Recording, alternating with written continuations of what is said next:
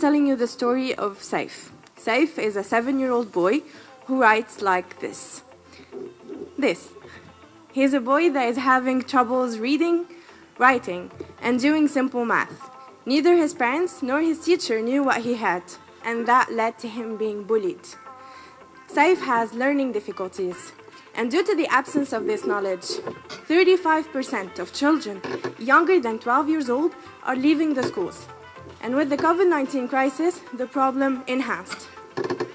Therapists working with these kids had to stop their work in the MENA region due to the absence of any digital tool working with them adapted to our region. This is why we created Shargtoum. We are a therapy tool provider in the MENA region adapted and based on games and data. We offer a mobile platform, a web platform for therapists with a library of games, saving up to 80% of their expenses on digital and traditional games, plus it's in Arabic and other languages. It offers them also the way to have any game in less than 3 days, since we invested in our own game creator that allows us to create the game without coding. Based on those games, we created a mobile platform for the parents to allow them to know if the child has signs of learning difficulties and get the nearest therapist.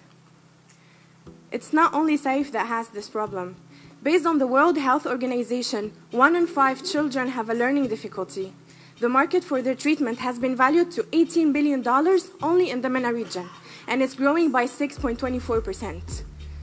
So to be able to help all of these kids, we're offering a monthly subscription fee for the therapist, 20% commission on online sessions, and we have a B2B and a B2G business model. I'm not here today to let you guys know that we're the only ones doing what we do. That's not true. We do have competitors in the US and the UK. What makes us different is that we are adapted to the region. We offer more than just video presentation for the online sessions, and we detect the children based on their performances and not their parents' theories. After a year and a half of R&D and launching in December 2021, we were able to test more than 2,000 children. Sorry, I'm stressing, it's the first time.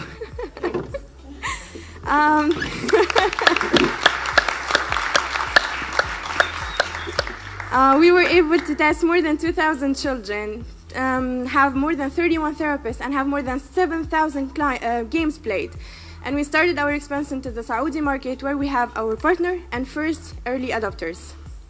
We're looking to raise $500,000 to be able to internationally certify our platform as a medical device, to expand to the Saudi market, and to have our R&D continued. My name is Hidayat. I am CEO and co-founder. I'm an IT engineer with an MBA in Impact Business. Our CTO and PhD professor is also our first business angel. And as you might guess it, the mastermind behind the project, Saif, is the little boy I was talking about. We are a team of engineers with enthusiasts to help these kids. So if, like us, you believe that these kids need support, support Shargtoum.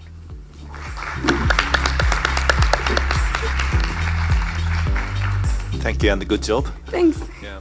So I understand there are a number of underserved kids who have these learning difficulties, and on the other hand, you need therapists, and you're not going to replace therapists. You're going to empower them with more effective tools to help them, right?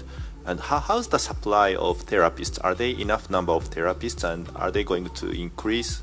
And maybe if you start to grow, the bottleneck might be the supply of therapists. In that case, what do you do?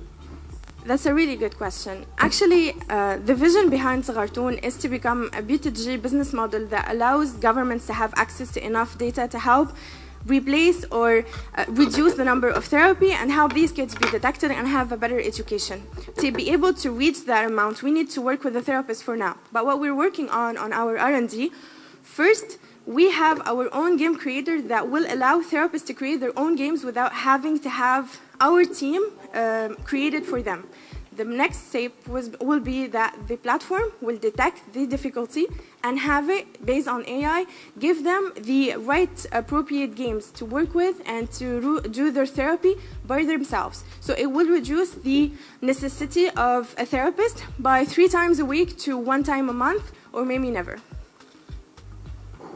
I see. Thank you. Yes, thanks.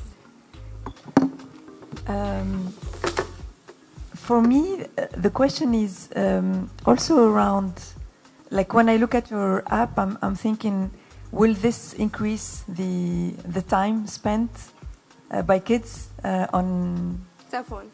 On cell phones? So what would be your answer? I'm sure you had this question before. Yeah, many times actually. The thing is, nowadays kids are spending like between 6 to 8 hours a day on their smartphones and their tablets. What we're doing is that we're reducing that amount of time by having them supervised by a therapist and their parents, and use that time in playing games that will help them increase their minds and knowledge about what they're teaching and learning in the everyday life. Thank you very much. Thank you.